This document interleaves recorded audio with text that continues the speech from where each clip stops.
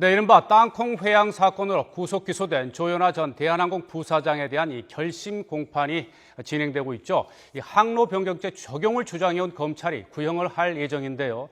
이 작심이라도 한 듯이 강도 높은 발언을 쏟아낸 이 피해 당사자인 박찬진 사무장의 출석이 이 결심 공판에 어떤 영향을 미칠지 주목되고 있습니다. 취재 기자 연결됐습니다.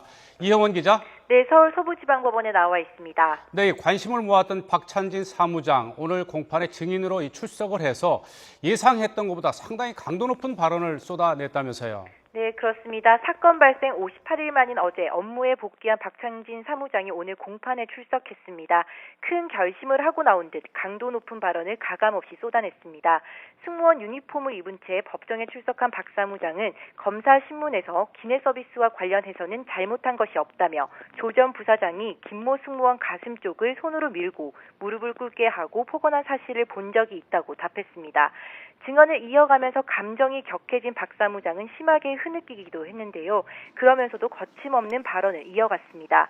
박 사무장은 조 전 부사장이 본인의 즉흥적인 기분에 따라 개인의 일할 권리와 인권, 자존감을 치욕스럽게 짓밟았다며 비판했습니다.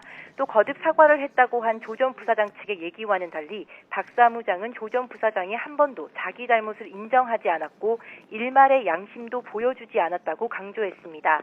앞서 2차 공판 때 증인으로 출석한 조양호 한진그룹 회장은 박 사무장이 근무하는데 어떤 불이익도 없도록 약속하겠다고 밝혔었는데요.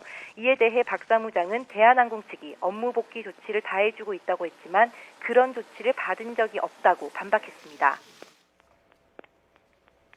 네, 이렇게 박 사무장의 신문이 끝난 뒤에는 곧바로 조현아 전 대한항공 부사장에 대한 신문이 이어졌다고요.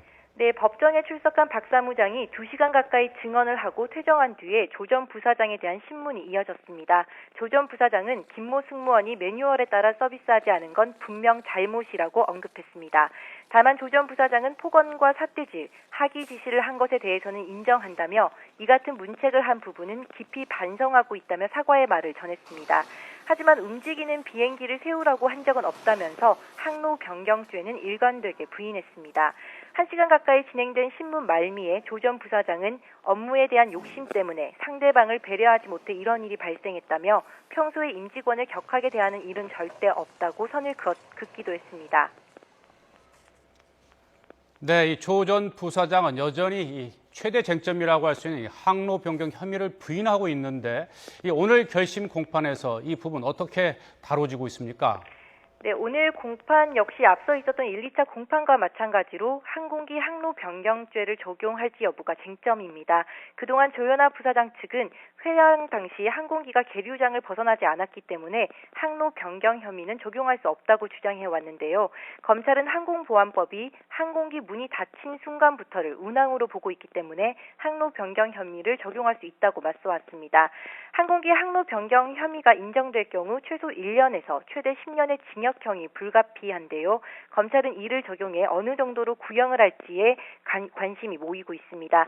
그동안은 조 전 부사장이 반성을 하고 있고 거듭 사과를 했다고 강조해 검찰 구형이 생각보다 낮게 나오지 않을까 점쳐지기도 했는데요. 오늘 출석한 박찬진 사무장이 예상 밖으로 강도 높은 발언을 이어가 결심 공판에 중요한 변수가 될 걸로 보입니다.